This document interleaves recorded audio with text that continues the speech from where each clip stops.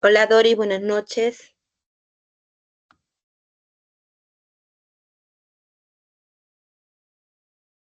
¿Me logran escuchar?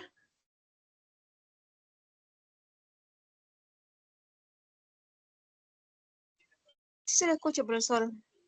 ¿Cómo estás? Buenas noches. Muy bien, vamos a iniciar. Ya estamos en la semana 11. Y bueno, como bien dice el título, nos vamos a enfocar hoy día un poco en lo que es literatura peruana. Un poquito extenso porque solamente nos está pidiendo pues lo que es literatura colonial y literatura republicana, ¿no? Pero pues para poder entender lo que es la colonial, la parte de colonial y la parte republicana, es importante conocer un poco qué ha sido del Perú antes. Entonces vamos a enfocarnos en lo que viene a ser la parte de sus características, proceso histórico, luego nos vamos a enfocar específicamente en la parte de la crónica y luego vamos a pasar al costumbre. Bien, vamos a hacer algo un poquito rápido. A ver, en el caso de la característica de literatura peruana, vamos a encontrar tres puntos, tres características importantes. La primera, pues vamos a hablar de la pluriculturalidad. ¿Por qué hablamos de pluri? Bueno, la misma palabra dice varias culturas, ¿no? La literatura en este caso se ha enfocado en conocer un poco lo que viene a ser las tradiciones y las costumbres que se dan en el Perú, ¿verdad? Entonces, abarca un poco la vida de cómo han sido estos pueblos a lo largo, pues, de la historia. Multilingüe, porque sabemos de que ha sido escrito no solamente en el castellano, ¿verdad? Tenemos también el quechua y el aymara como lenguas en las cuales también se han producido textos literarios. Y a la par también tenemos lo que es heterogénea, porque se ha desarrollado diversos tipos de género. Pues, ¿no? Como ustedes recordarán, por ejemplo, hemos visto lo que viene a ser en la cultura preinca, lo que es el género lírico, ¿no? Con los famosos jarawis, ¿no? Y demás. Y bueno, pues en el caso, después hemos visto en el colonial, que destaca más lo que es la parte de la crónica. Ya más adelante en la República vamos a ver el tema de los ensayos. Entonces, es por ello que se indica la parte de lo heterogéneo, de lo diferente, ¿ok? Las diferentes formas de expresarse, los géneros. Ahora, el proceso histórico de la literatura peruana. Vamos a enfocarnos desde la época prehispánica, ya que se va a dar hasta el siglo XVI. Como acá bien indica, va a ser un conjunto de composiciones orales, ya anteriores a la llegada de los españoles. En esa época pues no había escritura, ¿no? Y lo que se hacía era transmitir pues de generación en generación las historias. Aquí no vamos a enfocar, por ejemplo, en la parte de los mitos y las leyendas, como lo dije también hace un momento, lo que viene a ser la poesía, pues, que hablaban más que nada de la parte pues del trabajo del Inca, ¿no? Lo que viene a ser la parte de la agricultura, cuando también el Inca tenía pérdidas familiares, también había este tipo de poesías que hablaba de la naturaleza. Entonces, había diversos tipos de presentaciones líricas que se daban en esa época, ¿no? Pero la característica va a ser que estas se van a dar de manera oral, ¿ok? De manera oral. Ya si nos enfocamos en la parte colonial, que va a ser pues desde el siglo XVI hasta el siglo XIX, vamos a hablar pues primero iniciamos con la parte de la conquista, ¿verdad? Y en la conquista pues vamos a hablar de lo que es, aquí van a aparecer las famosas crónicas, y después de ello ya vamos a ir entrando pues a la época colonial, ¿ok? En la época colonial en la cual ya vamos a hablar de un tipo de literatura que va a estar dando después del virreinato, un poco de de lo que hemos ido trayendo de España, ¿no? Con la misma conquista que hubo y así sucesivamente. Sin embargo, acá hay un dato importante, como bien te dice, hay un conflicto entre la herencia cultural andina y la cultura occidental. ¿Por qué se da este conflicto? Debido a que, como sabemos, nosotros teníamos una forma de vivir. Entonces, cuando vienen los españoles, ¿no? Vienen a imponer lo que es la religión, vienen a imponer sus costumbres. Entonces, eso ha ido generando, pues, como se dice, el rompimiento de lo cual ya teníamos nosotros establecido en nuestra vida, ¿no? A eso se refiere con la parte de las costumbres. Y después de ello vamos a enfocarnos en la república que se va a dar desde el año de 1821. Y como bien acá indica, vamos a hablar de una literatura de Perú independiente. Si bien es cierto, hablamos de una independencia, ¿ya? Por la proclamación, pero también vamos a ver que en esta época va a existir mucho la influencia de otros países, ¿no? Como sabemos, por ejemplo, ¿no? El romanticismo en Europa se desarrolló, pues, en el siglo tal, ¿no? En el Perú llegaba después, ¿no? Llegaba después de años. Entonces, nosotros, ¿qué hacíamos? Tratábamos de, cuando recién llegaba el Perú, adaptarlo, pues, a la realidad peruana, ¿no? Por eso que nosotros en esta época recibíamos mucho lo que era esta influencia de lo que viene a ser las culturas europeas. Bien. Entonces, hasta aquí, ¿vamos bien, chicas? Sí, vamos bien, Doris, vamos bien, Xiomara.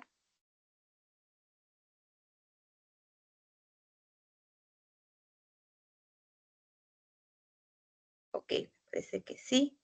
Igual, chicas, cualquier consulta, ya saben, por el chat nomás me comparten.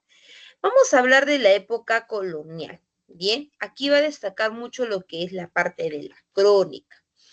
La crónica tenía como función, ya como aquí viene acá dice, informar al rey de España sobre el proceso. O sea, era como que algo bastante común, un informe muy común en España, ¿no? Pero cuando llega aquí al Perú, lo que se busca es un poco dar el contexto de la historia del Perú, ¿ya? Pero como ves, ha habido pues diversas mezclas. Por un lado, tenemos los cronistas españoles, como acá bien indica, por ejemplo, a Pedro Cieza de León, ¿no? Que él lo que buscaba era contar a través de la crónica las costumbres y tradiciones que se daban en el imperio o que todavía se mantenían pues en la época de la conquista, ¿no? Por ejemplo, ¿no? Una de las cosas que él dice era de que veía cómo los incas pues le rezaban a la tierra, que le parecía un poco sorprendente pues cómo enterraban a sus muertos, ¿no? Porque para él como español era algo bastante novedoso, ¿no? Por eso decimos que en la crónica colonial, ¿ya? Había una pretensión histórica. ¿Qué quiere decir pretensión histórica? Que desde la perspectiva del cronista, ya sea español, ya sea mestizo, ¿ya? O ya sea el mismo indio, ¿no? Daba su visión de la historia, o sea, cómo él podía, pues, ver esa perspectiva histórica. A eso se refiere, chicos, con pretensión histórica. Bien. Por otro lado, vamos a ver que incorpora aspectos de la nueva realidad. Claro, va a depender, pues, va a depender de lo que sea, ¿no? Si es español, ¿no? Su novedad va a ser la forma en cómo va a ir redactando, cómo él va a estar viendo su realidad, ¿no? Por ejemplo, ¿no? Si nos enfocamos en el caso del cronista indio, que es Felipe Huamampoma de Ayala, Felipe Huamampoma de Ayala, si se han dado cuenta, en Nueva Crónica y Buen Gobierno, que establecía, pues gustaba representar la realidad a través de imágenes, ¿no? Porque él creía que a través de estas imágenes, pues iba a ser más fácil para el rey poder entenderlo. Recuerden que él hablaba quechua. Entonces, si él hablaba quechua y para poder llevar esa información a España tenía que adaptarse, ¿verdad? Tenía que adaptarse. Entonces, ¿qué hacía él? A través, pues, de estos dibujitos trataba de plasmar un poco la información de la visión que él entendía, ¿no? Obviamente que también lo redactó, pero veíamos pues esa combinación entre el quechua y castellano. A eso se refiere con incorporar aspectos de la nueva realidad. Por otro lado, vemos que va a carecer de una visión crítica. Aquí eso es importante aclarar, chicos. Cuando hablamos de que carece una visión crítica, viene a decir que los personajes aquí, los cronistas, solamente van a narrar su visión de la historia, no va a haber una perspectiva personal, ¿no? Porque, por ejemplo, Garcilaso de la Vega, que ahorita vamos a conversar un poquito de él lo que quería era demostrar, ¿no? A los españoles cómo era realmente la historia del Perú, ¿no? Obviamente, pues uno como español va a querer contarla desde su postura, ¿no? Por ejemplo, algunos historiadores dicen, pues, ¿no? Que los españoles toman ¿no? La época de la conquista como es, ¿no? Como que fue una conquista. Mientras que algunos peruanos dicen, pues no, no ha sido una conquista, ha sido una invasión, ¿verdad? Ahí está la diferencia. Entonces, cada uno de ellos buscaba dar esa perspectiva histórica, pero sin dar una visión crítica, sin dar una perspectiva, sin dar una opinión de ella, solamente narraban los acontecimientos históricos. Y además pues va a estar marcado por este estilo y personalidad del autor. Como lo voy a repetir, chicos, aquí va a depender, pues, si uno es español, si uno es mestizo, pues, o si viene a ser netamente indígena como lo era Guamán Poma, pues, ¿no? Por otro lado, si nos enfocamos en Inca Garcilaso de la Vega, como vemos acá, él nace en 1539, ¿ya? Él fue hijo de una ñusta, ¿ya? Una ñusta, que se dice que tenía, pues, era de la realeza, ¿no? Una ñusta indígena de la realeza, y su papá fue, pues, un capitán español, ¿ok? Eh, no es que haya sido una unión forzada, los papás de Garcilaso no se unieron de manera forzada, al contrario, se dice que el español se enamoró de esta ñusta y pues decide formar una familia con ella, ¿no? Pero para los españoles, pues eso fue visto como una traición, porque decían pues que el español tenía que solamente pues venir, conquistar y bueno, podía tener mujeres, ¿no? Pero no como dicen, para oficializarla, ¿no? Entonces, eso genera pues que le pongan muchos obstáculos en la vida del padre de Garcilaso, e inclusive pues eso también él va a tener tremendas consecuencias, Garcilaso, en su vida. ¿Por qué? Porque él era mestizo, ¿ya? Entonces, ¿qué hicieron con Garcilaso? Lo quitaron. Es como que dijeron, él es hijo de un español y al ser hijo de un español tiene que tener la cultura española. Es decir, lo vamos a enfocar en él, en darle la educación de los españoles y todo lo demás. No debe compartir con los indígenas, ¿no? Esa era la postura que querían de la vida de Garcilaso. Pero Garcilaso pues nunca dejó de ver a su madre, nunca dejó de ver a sus abuelos, y qué hacían ellos, le contaban historias, ¿no? De cómo era pues la visión histórica del Perú, cómo se había desarrollado, cómo se dio el origen, por ejemplo, en una de sus crónicas habla pues de cómo se da el nombre de Perú, ¿no? Cómo es que se genera este nombre, cómo se deduce, ¿no? Entonces él comienza a redactar todo esto, ¿no? Pero siempre conociendo él desde de sus ancestros, cómo fue la cultura peruana. ¿Ok, chicos? Ahora, él a la edad de los 20 años, aproximadamente, él regresa a España, porque su papá fallece y pues él tenía que ir a España a recoger su herencia, ¿no? Pero cuando él va a España, pues le dicen en definitiva de que no, que primero tiene que pasar por diversas pruebas, ¿no? Le dijeron, bueno, como tu papá ha sido pues un capitán español, tú también tienes que ser un capitán español, ¿no? Entonces, compórtate como tal, tú tienes que ir a la guerra, tienes que pelear por España. Entonces, Garcilaso, pues, siempre estuvo ahí, hicieron todo lo que le dijeron, pero a pesar de eso, jamás le dieron su herencia, ¿no? Y pues él ahí es que se termina quedando en España, pues, ¿no? Con la ilusión de alguna vez recibir esta herencia que él alguna vez pidió pues, por su padre, ¿no?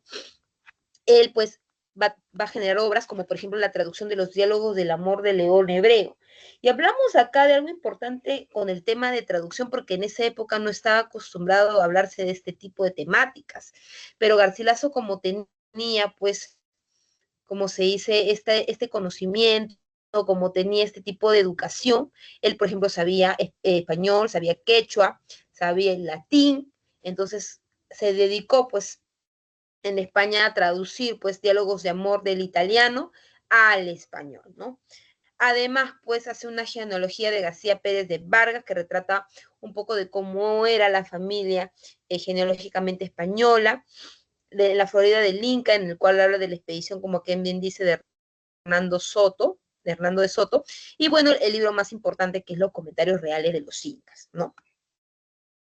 En esto de los comentarios reales de los incas vamos a ver dos partes, Ya, el primero que va a estar referido a lo que es la parte de los elementos preincaicos, ¿no? Que va a hablar, pues, sobre el origen de los incas, la religión, cómo se organizaba, hasta la llegada de los españoles, ¿no? ¿Por qué? ¿Qué finalidad tenía él? Pues como que él no compartía la forma en cómo los cronistas redactaban este tipo de historias del Perú. Entonces lo que él quería era corregir, esa era su visión de él, ¿no? Corregir y realmente él como mestizo, teniendo pues tanto el conocimiento indígena como el español, quería realmente mostrar la realidad del Perú y su historia, ¿no? Por eso decimos que su intención era corregir a otros cronistas. Ya en la segunda parte va a narrar la llegada de los españoles, sobre la conquista de este imperio y las guerras civiles también que se va a desarrollar entre los conquistadores. Pero él lo va a hacer porque va a tener una motivación, como acá dice, psicológica, ¿no?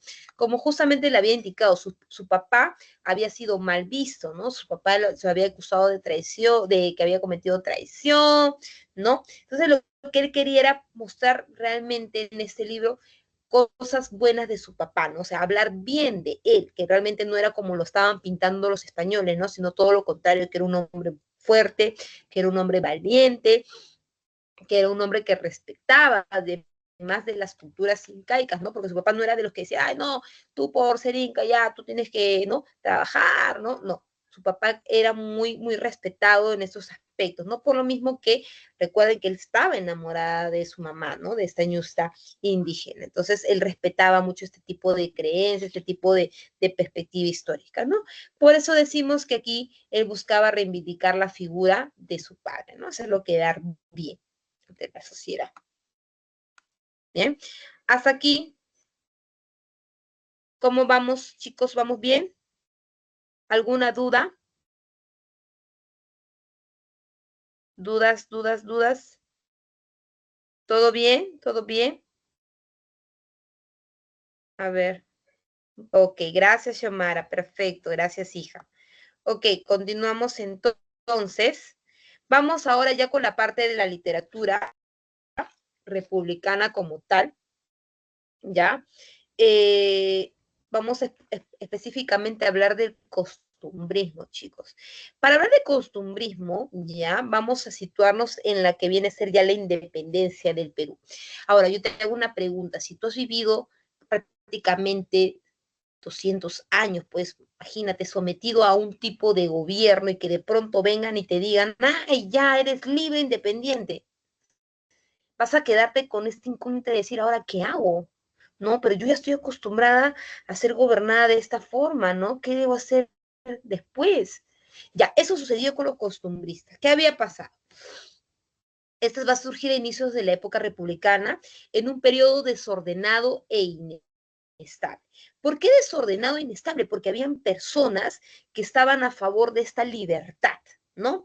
¿Quiénes eran? Acá aparecen los famosos criollos. Ellos decían, bien, ya somos libres, somos independientes, ahora que lo somos, hay que interponer nuestras nuevas costumbres o nuestras nuevas tradiciones. Eso decían los criollos.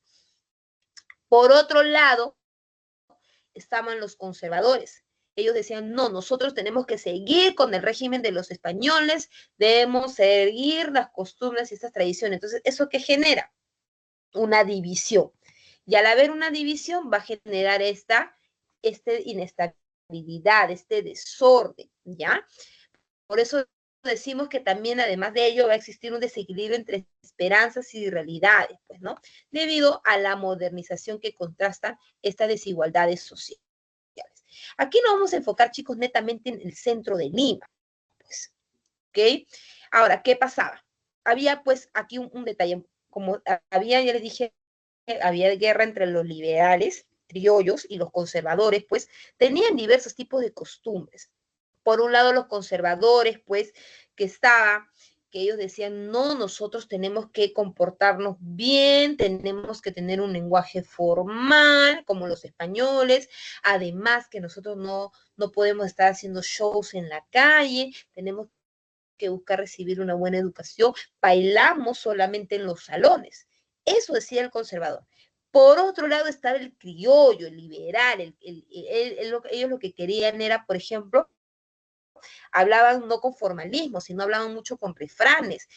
A ellos les gustaba, pues, bailar en las calles. Es más, su forma de vestir era diferente, ¿no? Se remangaban, pues, se remangaban los pantalones, se remangaban las camisas, ¿no? Y eso era todo un escándalo, pues, para los conservadores, porque decían, no, ¿cómo es posible que tengamos esta gente aquí, ¿no?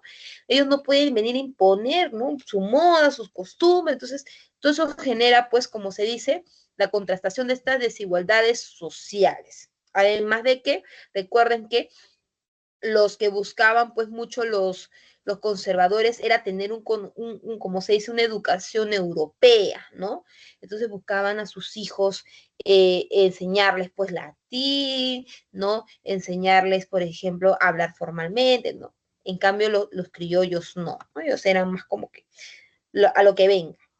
¿Bien? Entonces, por eso se va a evidenciar una sociedad de transición donde van a persistir actitudes coloniales en las clases aristocráticas, ¿no? Como justo le había dicho. Por ejemplo, acá vemos, ¿no? La forma en cómo se vestían. Por un lado, acá vamos el tren y estamos viendo acá, pues, a las personas que se vestían con su trajecito, ¿no? Con su gorrito. Y acá abajo, por ejemplo, vemos en el centro de Lima, ¿no? Vemos acá la gente, pues, celebrando en las plazas, andando, no necesariamente con sus vestidos, ¿no? Eran más, como se dice, sueltos los criollos. Entonces, eso es el contexto que vamos a ir desarrollando en el costumbre. Entonces, ¿qué vemos? Vamos a ver un apego a la realidad inmediata, ¿no? Porque ellos lo que buscaban era plasmar, o sea, no crear de acuerdo a la fantasía, no. Ellos les gustaban, pues, que las temáticas que se abarquen en esta época costumbrista sea de acuerdo a las realidades que estaban viendo, ¿no? Ya sea, pues, desde la perspectiva criolla o ya sea desde la perspectiva conservadora, ¿no? Además, que había una capacidad descriptiva de tipos y costumbres. Acá lo que se buscaba era hablar acerca de las costumbres de la época, ¿no? Y vamos a ver aquí dos autores que se van a dar la contra, ¿no? Por un lado, por ejemplo, estamos desde la perspectiva de los conservadores, se habla pues de la educación que se le daba a las hijas. Pues recuerden que en esa época, ¿qué se hacía? Ya tú eras, por ejemplo, mujer, ¿no?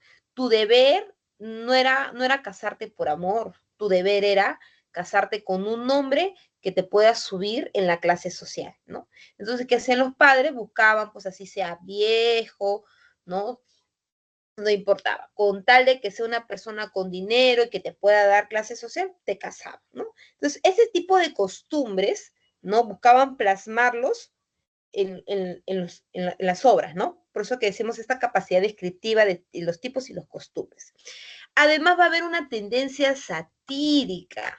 ¿Por qué una tendencia satírica? Porque no que mostraban la realidad, pues, como se dice, de frente, sino lo hacían mediante la burla.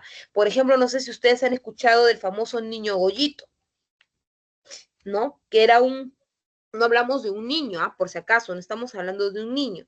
El niño Goyito era un señor de 53 años, pero se le decía niño Goyito porque a pesar de su edad, era un hombre que le hacía todo, ¿no? Lo habían mal acostumbrado a esa vida, ¿no? Decían que por el hecho puede tener plata, pues, tenía que hacerle las cosas, ¿no? Entonces, ahí vemos, por ejemplo, esta parte de la sátira, ¿no? El hecho de llamar, ¿no? A este personaje niño Goyito a pesar de la edad que tiene realmente, ¿no? Entonces se buscaba plasmar este tipo de aspectos.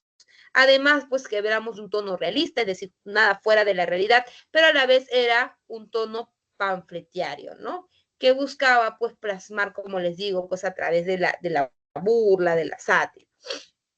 Actitud enjuiciadora desde una actitud moralizante.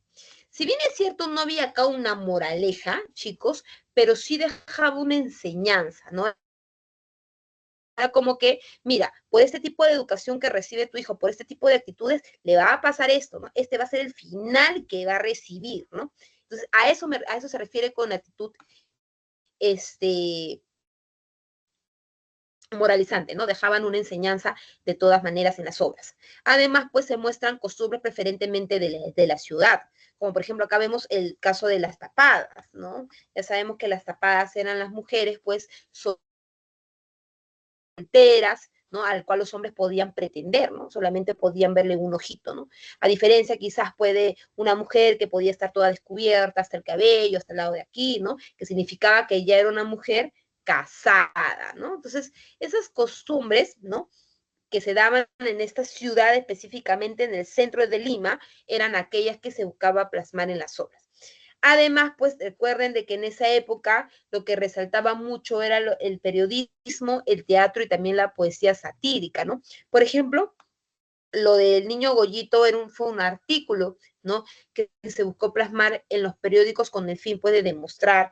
Recuerden que lo que querían ellos era esta actitud moralizante, ¿no? Entonces, quería, pues, como que el pueblo se diera cuenta, ¿no? De las realidades que sucedían, pues, en la época. Algo así, chicos, como, no sé si han visto ustedes la serie Bridgerton. ¿Han escuchado esta serie? Bridgerton. ¿O es la primera vez que lo escuchan de Bridgerton? Ven que se repartían boletines o no en la serie, ¿no? Se buscaba repartir boletines con la finalidad de que se dé, ¿no? Contar de lo que le sucedía a los personajes, ya algo parecido se da en el costumbrismo, ¿no? A través de estos boletines informativos, que en este caso estamos hablando de periodismo, se buscaba dar este tipo de, de lecturas con la finalidad, pues, de ver cómo era la reacción del pueblo, si realmente el pueblo estaba atento, el pueblo podía comprender el mensaje de lo que podía suceder y demás. ¿Ok? A eso nos referimos. Entonces, acá tenemos a dos rivales tanto literarios como también políticos. Recuerden que en el costumbrismo estamos divididos en dos, chicos. Por un lado, los liberales criollos y por otro lado tenemos a los conservadores. Tenemos a un Felipe Pardo y Aliaga, ¿ya?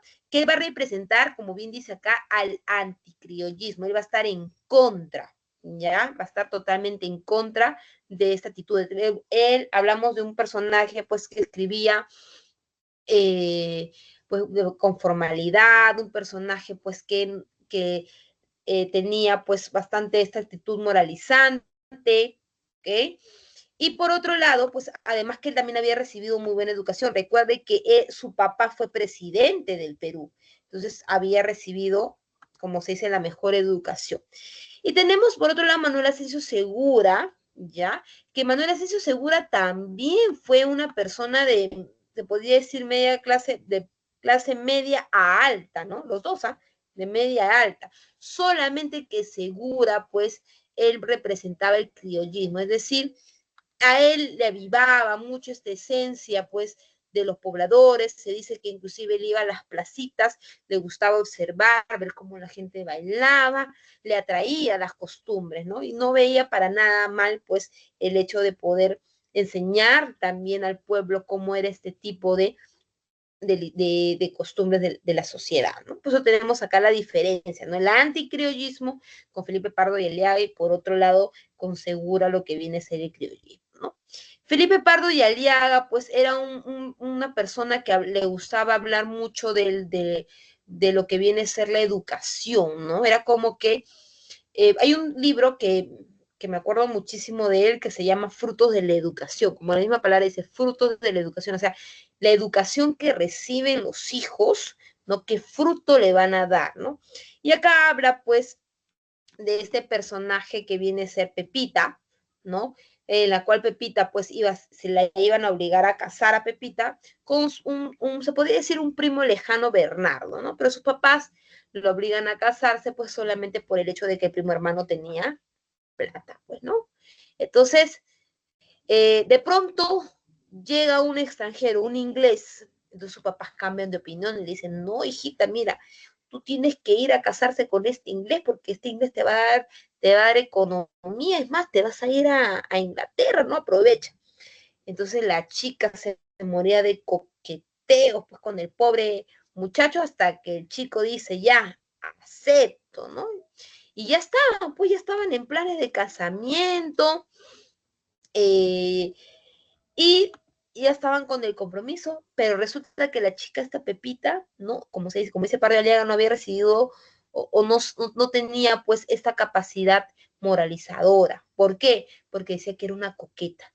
Pepita era muy coqueta, dice que se iba a las fiestas que daban los criollos y ella bailaba la zamacueca, pues, ¿no? Era un baile bastante tradicional de la época, pero él decía, ¿no? Una dama tiene que bailar solamente con su caballero, ¿no? En este caso solamente eras con el inglés, porque el inglés él va a ser su futuro esposo, ¿no? Pero Pepita no, Pepita era como se dice, de pensamiento liberal, ¿no? Ella bailaba con uno, bailaba con el otro, y dice que el inglés, al ver que Pepita cómo le bailaba coquetamente a todos, le quita totalmente, pues, el compromiso, lo anula. Entonces Pepita dijo, y ahora llorando, ¿qué hago? Pues, ¿no? Y su mamá y su papá no entendían, pues, porque para ellos era normal que una mujer, pues, baile con coquetería, porque ella había sido criada para eso, había sido criada, como se dice, para tener un esposo, ¿no? Y para eso le habían enseñado a ella a comportarse de esa manera, ¿no? Entonces dijeron ya, pues, el plan A, ¿no? Que era casarte con el primo, con Bernardo, ¿no? Pero ahí se da con la sorpresa que Bernardo, pues, ya no quería casarse con Pepita porque ya había tenido pues una mujer que era para colmo de los colmos, tener un escándalo en esa época, se había casado con una mulata y había tenido hijos con esta mulata. Entonces ya pues ahí la historia que se da, que se ve, pues, ¿no? Que Pepita pues se queda sola, se queda soltera, ¿no? Por el hecho de tener ese tipo de educación, este tipo de pensamiento. Y por otro lado, Bernardo, pues que también había sido criado, o sea, era primo, pero había sido criado con Pepita, pues que a pesar de tener la herencia, todo, ¿no? Termina casándose con una mulata, ¿no? Entonces ahí como que se da la reflexión, ¿no? De los padres que dicen, pues no, ay, no, esta es nuestra culpa por el tipo de educación que le hemos dado, ¿no? Entonces ahí nos podemos dar cuenta que Felipe Pardo de Aliaga no estaba muy de acuerdo con el tipo de educación que se le estaba dando en ese momento a los criollos, ¿no? Porque como les digo, los criollos eran muy liberales, ¿no? El pensamiento para ellos no era normal bailar en las plazas, vestirse de cierta manera, ¿no? Entonces él era más conservador. ¿Qué, chicos? Y bueno, en el caso de Manuel Asensio Segura, pues tenemos, por ejemplo, aquí la historia de Ñacatita, ¿no? Ya sabemos que Ñacatita, ¿quién viene a ser? La vieja chismosa, ¿no? Ya en la otra semana van a ver un poquito más a fondo esta historia. Y pues vemos aquí que él nace en Lima, ¿ya? Cultiva bastante lo que es el periodismo, la poesía también, y se va a enfocar mucho en la que le viene a ser la parte del teatro, ¿no? Él pues edita, va a dirigir diversos periódicos como por ejemplo La Bolsa y también El Cometa. En cuanto a su valoración, recordemos que él es considerado el padre del teatro nacional, ¿ok? ¿Por qué? Uno, porque va a poseer una abundante producción dramática, o sea, vamos a encontrar varios tipos de historias creadas por él con la finalidad de retratarse pues en el teatro. Además de ello, ya chicos, vamos a ver que esta es una característica importante de él. Sus personajes son típicos criollos. Ese va a ser su plus de él. ¿Qué quiere decir? Que él buscaba plasmar tal cual al estrato social, como por ejemplo, en el caso de Ñacatita, ¿no? Era común en la época ver gente chismosa. Era común que tú, por ejemplo, abras la puerta e invites a una señora que sabías que tú que eras chismosa, pero ¿por qué le aceptabas? Tú dices, no, pero Misa es una chismosa, ¿por qué tiene que entrar a mi casa? Porque eran consideradas en esa época la voz de la experiencia, pues eran personas mayores, ¿no? Son las personas que han vivido más que tú. Inclusive dicen que las madres le hacían caso porque por ser la voz de la experiencia, ellas podían decidir, ¿no? O darle los pretendientes para que las madres puedan casar a sus hijas, imagínense, chicas. Entonces, hasta ese punto llegábamos, ¿no? Entonces, este tipo de prototipos de personajes lo tenía él bastante plasmado en en lo que viene a ser en sus dramas teatrales, ¿no? Todos eran de clase media, todos tenían los estratos populares. Además, pues que vamos a hablar tanto de recursos lingüísticos de la época, por ejemplo, ¿no? Los criollos, ¿cómo hablaban? Recuerden que ellos hablaban con refranes, ¿no? No había esa formalidad que tenían los conservadores, ¿no? Para ellos todo eran refranes. Entonces, el que va a usar esos empleos lingüísticos, estos modismos o estos términos coloquiales, lo va a plasmar, ¿no? No va a hacer ningún cambio, no va a hacer ninguna mejora, no. Así como es, como los refranes, como por ejemplo, vete a freír por allá, ¿no? Oye, que el fulanito, porque así se decía en época, el fulanito, ¿no? Ese tipo de terminaciones, él los va a colocar en sus obras, ¿ok? Entonces, ahí nos referimos, perdón, con este empleo de recursos lingüísticos y además la utilización pues, de los modismos y términos coloquiales populares también de la época. Bien, ok chicos, eso nada más es la parte teórica, lo he tratado de hacer lo más rápido posible y también un poco dinámico. Hasta aquí, ¿hay alguna duda? ¿Dudas con respecto a lo que hemos visto el día de hoy? Chicos, chicas, dudas,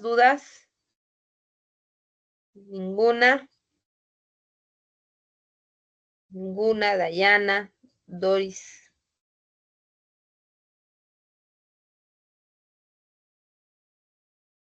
Ninguna, ok, pasamos entonces a la parte de las preguntas. A ver, dice, la literatura peruana es tan diversa y compleja como la sociedad y la historia del país. No se reduce a una sola tradición, sino que abarca expresiones cultas, populares y en lenguas nativas como el quechua. Además, es más antigua que el Perú como nación, pues sus raíces se remontan a épocas previas a la independencia. El gran desafío es reconocer y articular esa riqueza en un marco que refleje la historia social del país, entendiendo que cada expresión literaria revela una parte de la identidad peruana en constante formación. Entonces, chicos, a partir del texto, se puede afirmar que la literatura peruana se caracteriza principalmente ¿por qué se caracteriza la literatura peruana? A ver.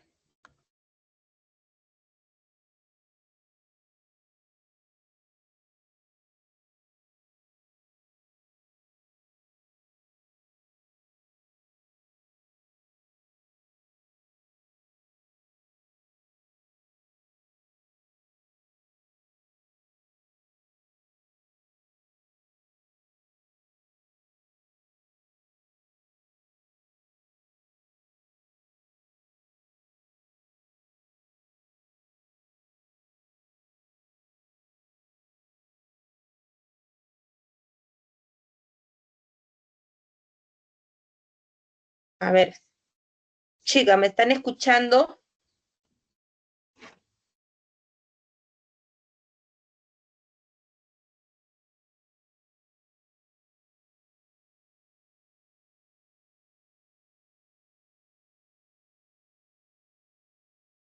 Sí. Ok, gracias, Dayana. A ver, mira, te dice uno que es diversa y compleja. Ya acá tengo una pista. Además, ya abarca expresiones cultas populares y en diversas lenguas nativas como el quechua. Otra pista.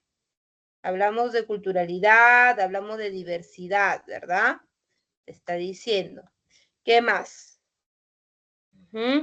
Además que cada expresión literaria revela gran parte de la identidad peruana en constante transformación. Entonces, si yo digo que es diversa, que es compleja y además estamos hablando de una diversidad también en la parte de la lengua, chicos, ¿cuál sería la alternativa aquí? ¿Cuál sería la alternativa? ¿Es monolingüe? No podríamos decir que sea monolingüe, porque no estamos hablando de un solo idioma. Ahí está mal. Habla de la oralidad.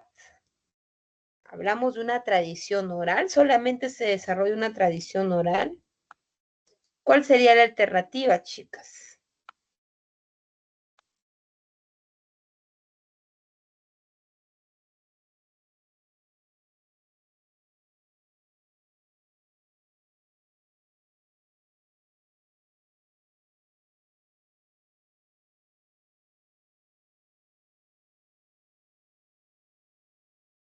Recuerden que no importa si nos equivocamos, no importa. Vamos disipando las dudas.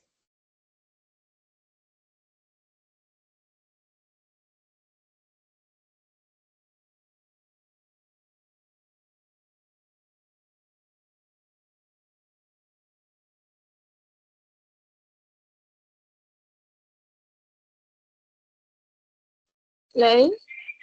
Muy bien, Doris, muy bien.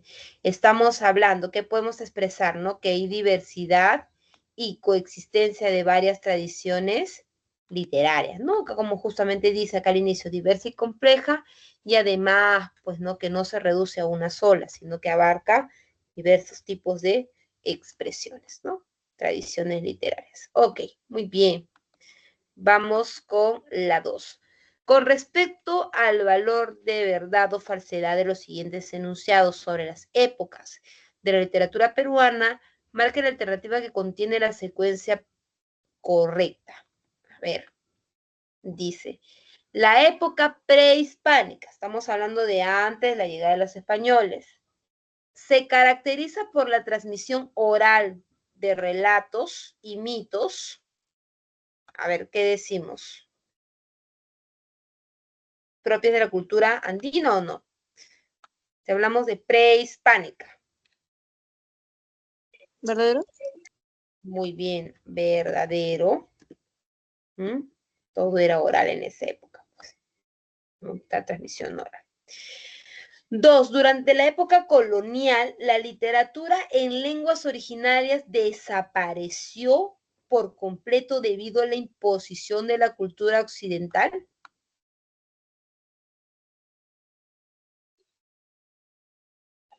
Falso. Falso, muy bien. Y un ejemplo es la crónica, ¿verdad? La crónica, por ejemplo, de Huamampoma de Ayala, que es mestiza, hay una combinación del quechua, de la aymara y también del castellano, ¿no? No vemos que hay una desaparición completa, ¿no? Se mantienen todavía las lenguas originarias.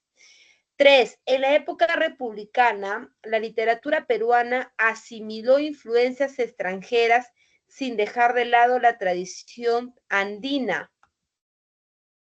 A ver, ¿qué decimos? ¿Verdadero? Verdadero, muy bien, hija, así es. Recibíamos esas influencias, sí, pero las adaptamos, ¿no? De acuerdo a nuestras tradiciones. Y por último, la conquista española representó una ruptura con la producción literaria prehispánica, dando a un proceso de interrelación cultural conflictiva. Es decir, cuando llegan los españoles, hay una ruptura de esta producción literaria prehispánica, ¿no? A ver.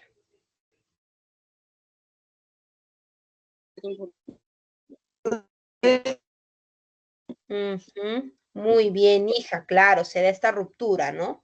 Porque aparece una nueva forma de cultura. Entonces, tenemos falso, verdadero, perdón, verdadero, falso, verdadero, verdadero. La respuesta es la letra B. Muy bien, Doris. Vamos con la 3. A ver, dice, en comentarios reales de los incas, entre los propósitos más importantes que expone Inca Garcilaso de la Vega para la creación de esta obra, tenemos. ¿Cuál fue su propósito en comentarios reales? ¿Qué querían en comentarios reales proponer?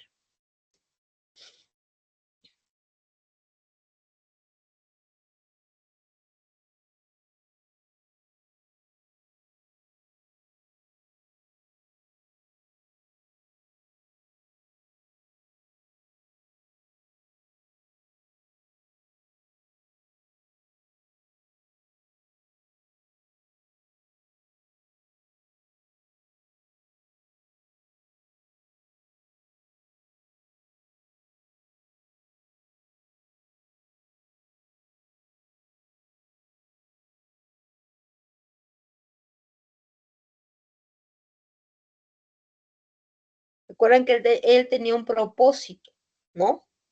En comentarios reales.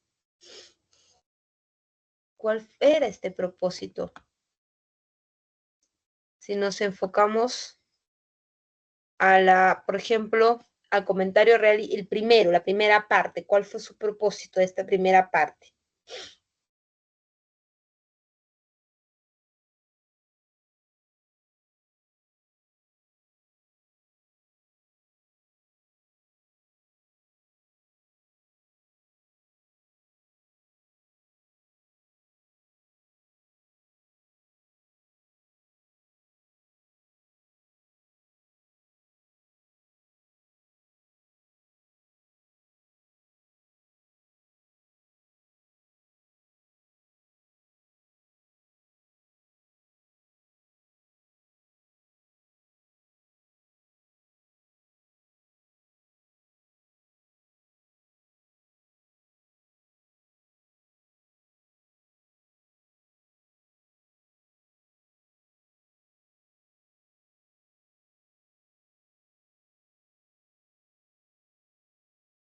Vamos recordando. Tenía dos propósitos. La primera era que él no estaba de acuerdo con la forma en cómo los cronistas estaban contando su visión de la historia, ¿verdad? Y el segundo era por una motivación más que nada psicológica, que era reivindicar a su papá, ¿verdad, chicas? Entonces, tomando en cuenta ello, tomando en cuenta esta información, ¿cuál sería la alternativa?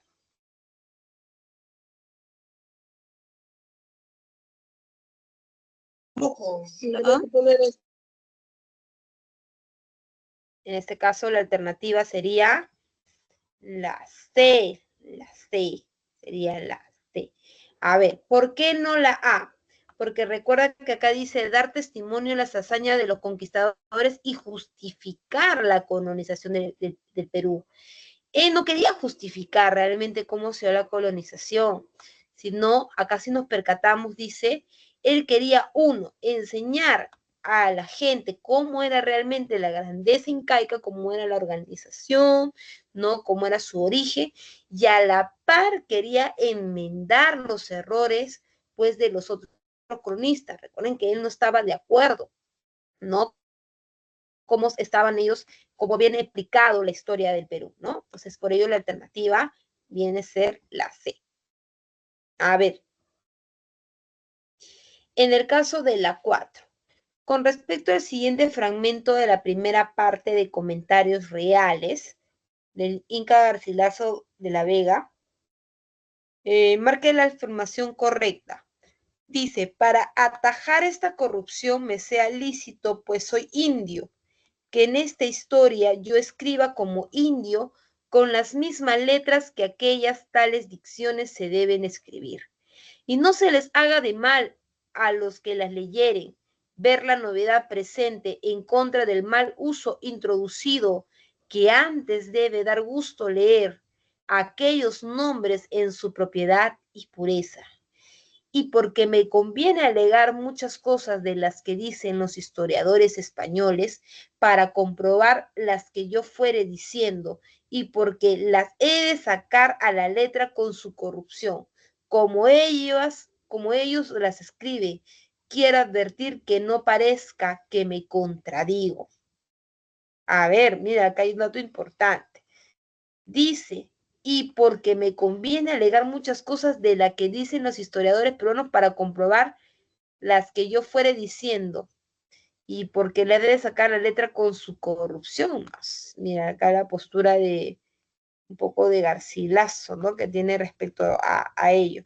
Chicos, entonces, tomando ello, ¿qué podemos afirmar? ¿Qué podemos afirmar entonces?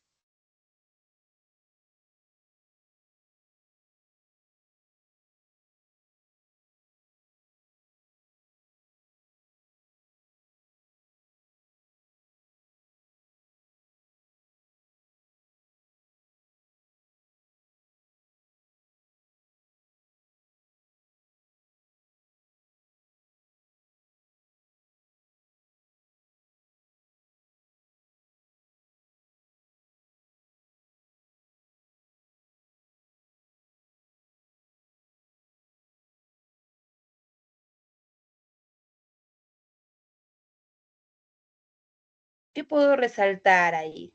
¿Qué podemos resaltar respecto a lo que está diciendo aquí, ¿no? Garcilaso, ¿qué es lo que está plasmando?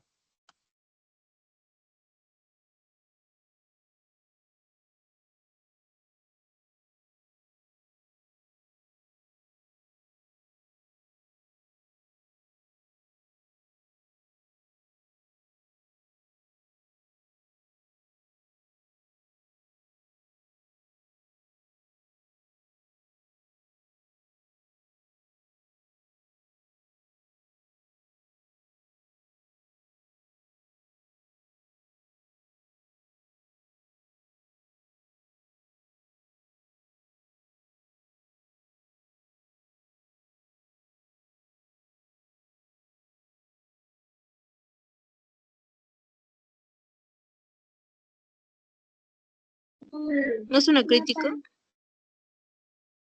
Muy bien, Doris, muy bien. Ahí lo podemos ver, ¿no? Porque me conviene alegar, dice, ¿no? Y porque las he de sacar la letra con su corrección. Ahí vemos una crítica de estas traducciones españoles. Vamos ahora con la número 5. Marque la alternativa que completa de manera correcta el siguiente enunciado respecto al surgimiento del costumbrismo peruano. A inicio de la República, la literatura peruana estuvo marcada principalmente por, a ver, ¿qué vamos a encontrar de acuerdo al contexto del costumbrismo? ¿Qué había pasado dentro de este contexto?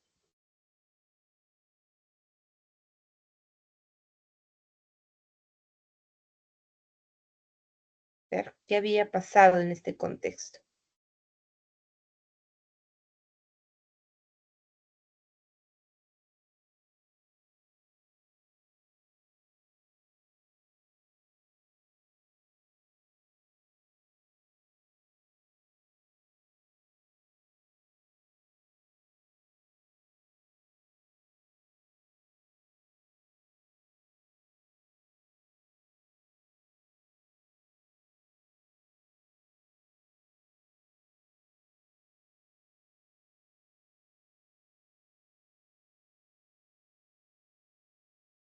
¿Entre quiénes era la pelea, chicas, en el costumbrismo?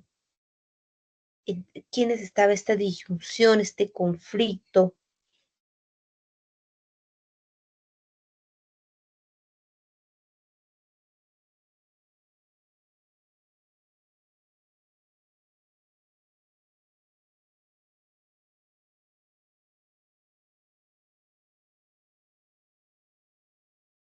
Ideales y realidades.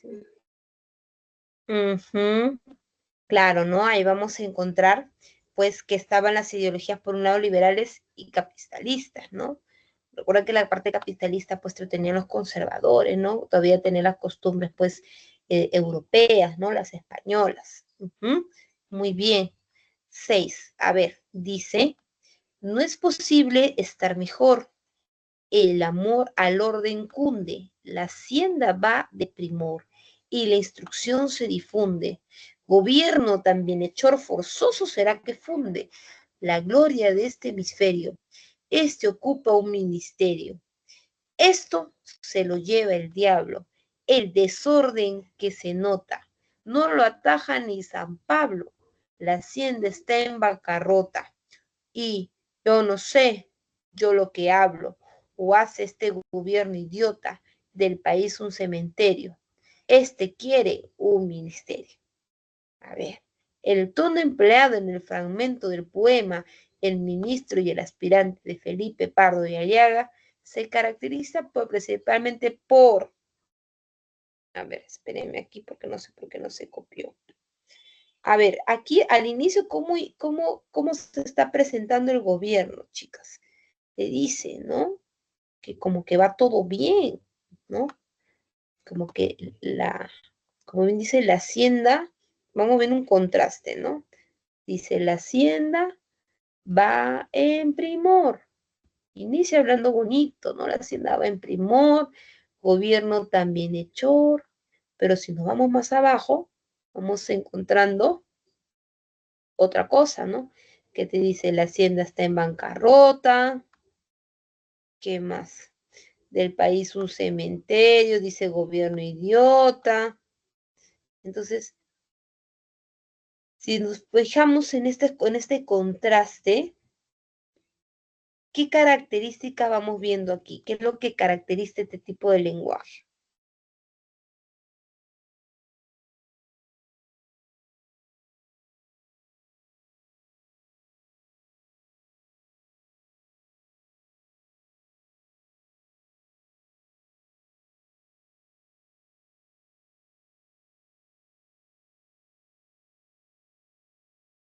Hablamos de aspecto neutral, un aspecto heroico, un aspecto triste.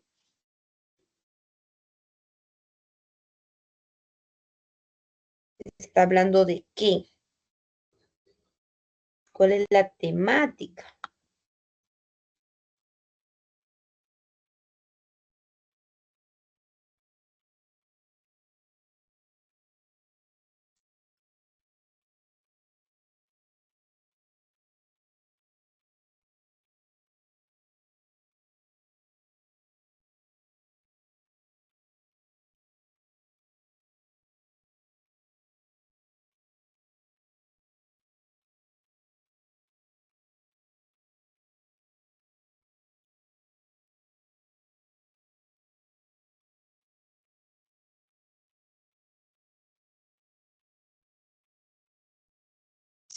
Puede ser la A. Ajá, muy bien. El tema es la parte política, ¿no? Estamos hablando de quién, del gobierno, ¿no? Por eso dice gobierno bienhechor. Entonces estamos hablando de un aspecto satírico, ¿no? Como que burla, ¿no? Crítica de lo que viene a ser el gobierno de la época, ¿no? Por eso se está diciendo, pues, satírico y crítico frente a la política de su tía. Muy bien. Vamos a la siguiente, ya para terminar aquí. Dice Jacoba, Señor, quiero ser feliz casándome con Pulido. Don Sempronio, el diablo se te ha metido dentro de cuerpo infeliz. Con ese San Papilomenes, ¿quieres casarte, Jacoba? Con ese Juan de la Cova, que no tiene ni calzones. Señor, usted se equivoca, yo tengo 7,000 pesos de principal y con eso sin mi industria, que no es poca, la sostendré. Mi difunto abuelo estas proporciones me dejó. Tales razones me hacen convencer al punto. Te casarás. En el fragmento del Sargento Canuto de Manuel Asensio Segura y a las características del costumbrismo peruano, marcamos la secuencia correcta respecto al valor o falsedad de los siguientes enunciados. Entonces, recordemos que estamos hablando de Manuel Asensio Segura. Manuel Asensio Segura está a favor del criollismo. Entonces, en base a ello, chicas, la comedia de costumbres busca representar la realidad inmediata, en este caso, las prácticas sociales limeñas del siglo XIX. ¿Qué dice? ¿Verdadero o falso? ¿Hay una representación o no? verdadero. Claro, pues, ¿no? ¿Cuál era la costumbre en esa época? Casaban nomás a las hijas, ¿por qué? Por plata nomás, ¿no? Buscaban asegurarse, pues, el rango social. La actitud de don Sempronio refleja un tono panfletario y moralizante sobre la conveniencia económica, ¿ya? Económica en el matrimonio. Hay un tono moralizante. Falso. Falso, todo lo contrario, busca casarla por su conveniencia de él, ¿verdad?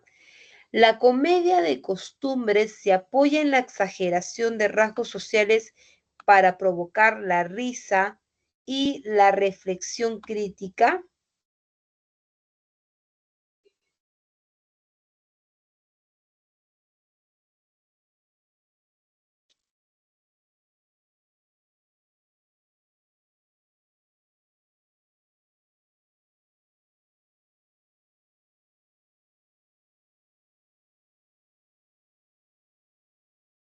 En este caso, chicas, una de las características es la sátira, ¿verdad?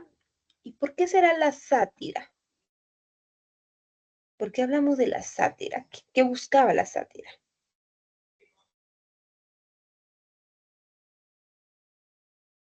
¿Qué buscamos con la sátira?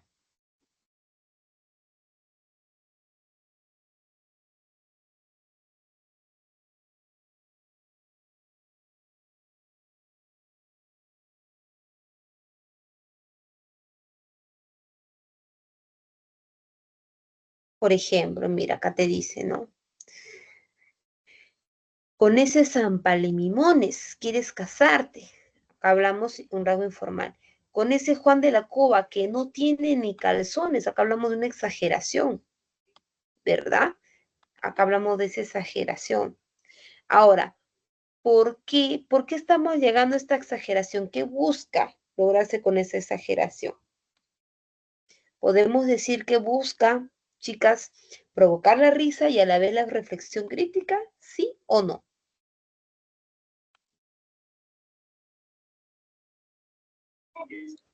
Sí. Muy bien, claro, la sátira ayuda, pues uno, a que sea pues un tono tan aburrido, sino que busque entretener al público y a la vez pues darle ese espíritu moralizante, ese espíritu crítico, ¿verdad? Entonces, tenemos verdadero, falso, verdadero. La alternativa es la C. Listo. Y ya con esta acabamos. Manuel Asensio Segura es reconocido como el padre del Teatro Nacional debido a su capacidad para retratar con fidelidad la sociedad limeña de su época. Se puede afirmar que se le atribuye este título principalmente por hablamos que retrata con fidelidad a la sociedad limeña, ¿por qué decimos que lo hace? ¿Qué le atribuye esa característica a él?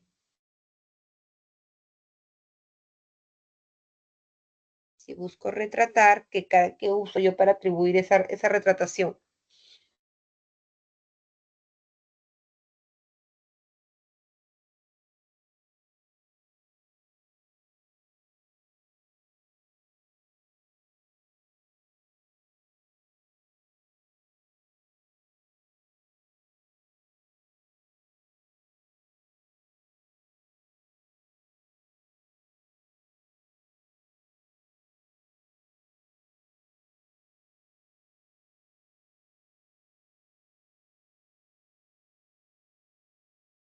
Puede ser la A. Claro, recuerden que Manuel Asensio Segura tenía pues dos características importantes. Uno, el uso de sus personajes, ¿no? Sus personajes eran tal cual a la sociedad limeña. Y dos, por el uso del lenguaje. Recuerden que él utilizaba mucho este modismo, utilizaba mucho pues lo que viene a ser los empleos de recursos lingüísticos de los estratos populares, ¿verdad? Entonces aquí el que se reflejaría en la representación pues de estos personajes criollos, ¿no? De clase media, ¿no? En cuanto a sus costumbres libeñas del siglo XIX. Muy bien, bien chicas, entonces nos quedamos hasta aquí, eso es todo por hoy. El día viernes voy a traer igual algunas preguntitas de esta semana y también si tienen alguna duda con respecto a las semanas anteriores, también pueden ir trayendo sus preguntas. Bien, espero que tengan una linda semana y ya nos estamos viendo el viernes. Cuídense, chicas. Gracias, profesora. De nada, Doris, cuídate, hija.